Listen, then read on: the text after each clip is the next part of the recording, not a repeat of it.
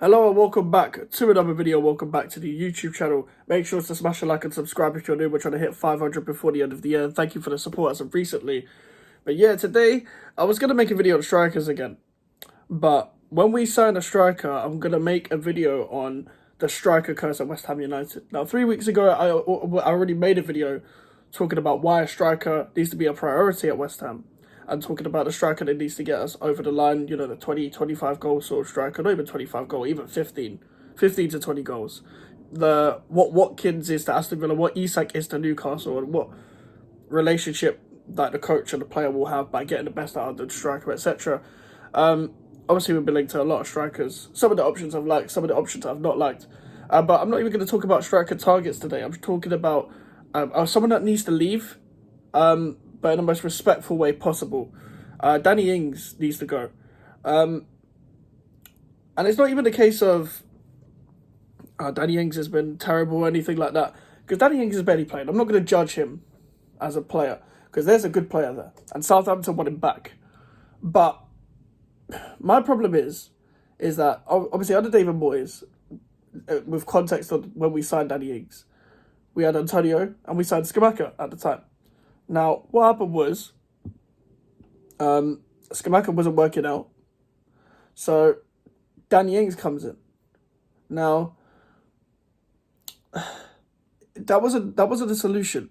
Danny Ings, throughout his whole career, has mainly benefited off two up front, mainly at Burnley and Southampton. At no point didn't work out because of injuries and other circumstances, etc. But that was it, really. Plays in two up front. Now, what we do is we play 4-2-3-1, and if you're up front, you've got to scrap. Antonio said it himself.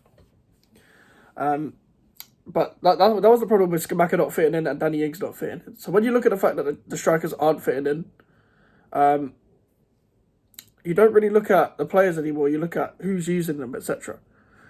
Now, Lopetegui plays 4-3-3, and Ings won't be as isolated as he was under Moyes, but really, he doesn't really fit the system anyway. He shouldn't be an option, in my opinion.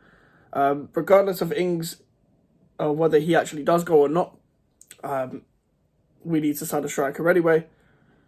But also, he's on 125k a week. Now, we did a lot to get this over the line from Aston Villa, only to not use him properly.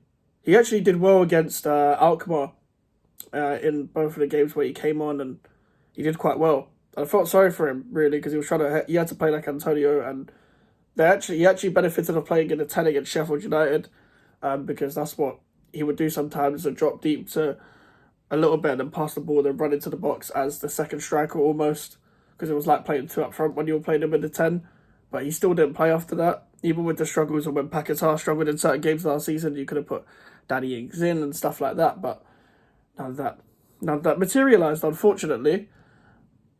But I don't get it.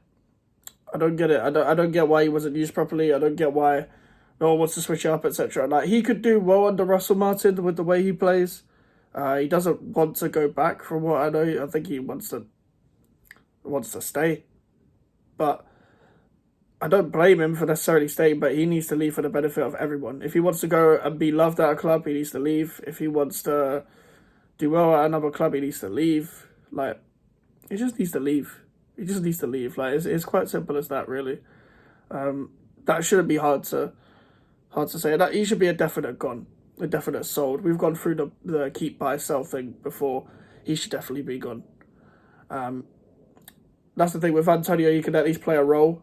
And Lopetegui seems to like him. Antonio's quite used to playing a one up front anyway.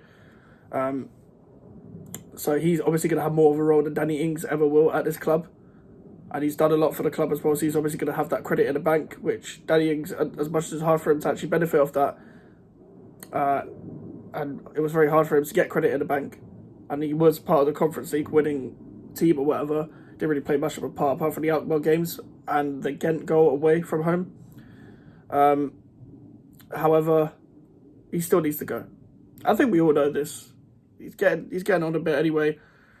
He should have really left Villa, but I'm assuming he was promised stuff that he hasn't got. I don't understand you being in this position now thinking, I want to stay at the club. Maybe you think under a different manager you can impress under a pre-season, etc. But in the most respectful way, he needs to go. I never believed in berating him. I don't believe he's a bad player at all. But the reason why it didn't work out was mainly because of the way Moyes played rather than him, in my opinion. But he does need to go. He does need to go.